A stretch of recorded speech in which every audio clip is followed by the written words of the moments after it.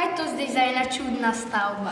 Herman Potočnik, psevdonim Nordung, leta 1928 naredil prvo arhitekturo. Veste, kaj je arhitektura? Ja.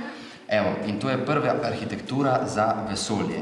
Tole bivalno kolo, tukaj je od zgoraj narisano, tukaj od strani in to deluje tako kot, kaj bi se reklo, vaš pralni stroj doma.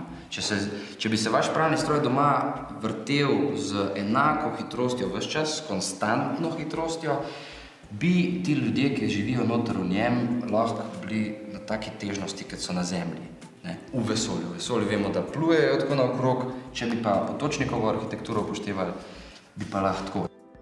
To je prva arhitektura, ki jo je človek naredil za vesolje in naredil jo je, tako kot sem vam prej rekel, Herman Potočnik, leta 1928. V njej vidite čisto preprosto, tako kot vaš pralni stroj, tukaj imamo eno tako demonstracijsko kopijo, da vidite, to se vrti naokrog in tukaj je težnost taka, kot na Zemlji. Se pravi, ne pada voda, tukaj, ko ste, ne pada voda tako dol, ampak medtem, ko se to vrti, vse gravitira proti dol. A je res, da smo tudi Slovenci pomagali pri raziskovanju vesolja? Smo in to zelo veliko. Poleg Hermana Potočnika, ki sem ga omenil, je pa trenutno tukaj v središču tudi razstava posvečena Antonu Mavretiču, doktorju Antonu Mavretiču, ki je naredil en zelo pomemben instrument, ki je trenutno najbolj oddaljen instrument, ki ga je človeška roka naredila, najbolj oddaljen od Zemlje. 110 astronomskih enot, to je 110krat toliko, kot je med Zemljo pa Soncem. In še vedno dela. Leta 1974 so ga poslali gor in še vedno dela. Na teh sondah so podatki o človeku, kako mi ljudje izgledamo, kaj jemo, kaj pijemo, kakšno glasbo poslušamo. In ko bojo vesoljci to našli, bojo mogoče našli tudi nas, če bomo takrat še živi. Zgleda kot en hrošč.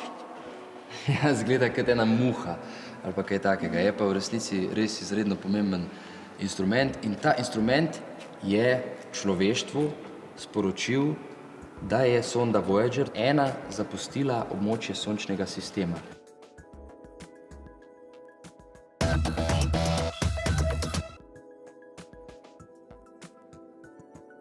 Kaj recimo mislite, da je to tukaj?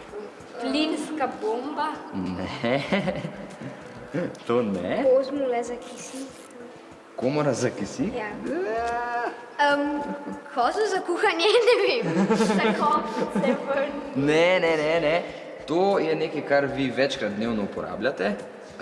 Imenuje se stranišče. Vesoljsko stranišče je in deluje na principu sesalca.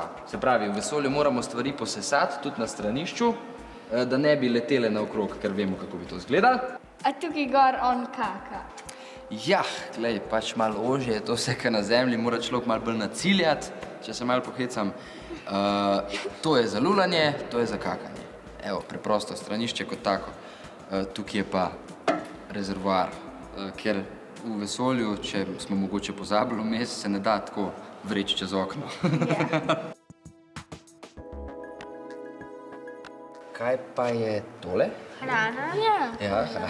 Tukaj je en riž, zgleda, kaj pa to? Zgleda kot riž, ja, ampak tukaj piše sicer, da so makaroni, zgledajo sicer bolj kot špageti, z gobami, z gribami. Evo, vidite, vse v cirilici napisano, ker to je, recimo, je ruska hrana. Jejo pa Rusi, Američani, Evropejci, kot veste, na mednarodni vesoljski postaji sobiva veliko ljudi, veliko nacionalnosti. Tukaj je kruh, taki majhni hlebčki. A to se ne je tako hiter? Se je, ampak večina teh stvari se prelije z vodo, recimo z ene take črpalke, ki je ta tukaj, vodni napajalnik, vodni rezervoar, se prelije z vodo, ker je pač brez vode, to so izsušene, dehidrirane, rečemo, stvari in vakuumsko zapakirane in to odpreš, preliješ z vodo in nastane iz tega jec špageti, makaroni, sok. Stvari brez vode so veliko manjše. Če veste, da je naše telo sestavljeno iz več kot 75% vode, potem veste, kako majhni bi mi izgledali, če bi vse vodo stran vzeli. No, zdaj pa še eno strašno zapleteno vprašanje. Kaj je pa to pred vami? A to je mreža za spat? Ja, v bistvu izgleda tako kot mreža, je pa to v bistvu postelja, v kateri spijo astronauti, kozmonauti.